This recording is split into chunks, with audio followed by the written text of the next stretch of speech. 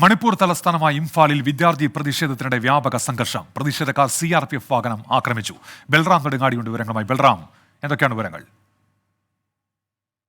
മണിപ്പൂരിൽ സംഘർഷം അതീവ രൂക്ഷമായി തന്നെ തുടരുകയാണ്. കഴിഞ്ഞ ദിവസങ്ങളിൽ വലിയ രൂക്ഷമായ അക്രമ സംഭവങ്ങൾ ഉണ്ടായിരുന്നു. ഇതിനെതിരായി വിദ്യാർത്ഥികളുടെ നേതൃത്വത്തിൽ നടത്തിയ പ്രതിഷേധ മാർച്ചിനിടെയാണ് വീണ്ടും സംഘർഷമുണ്ടായത്.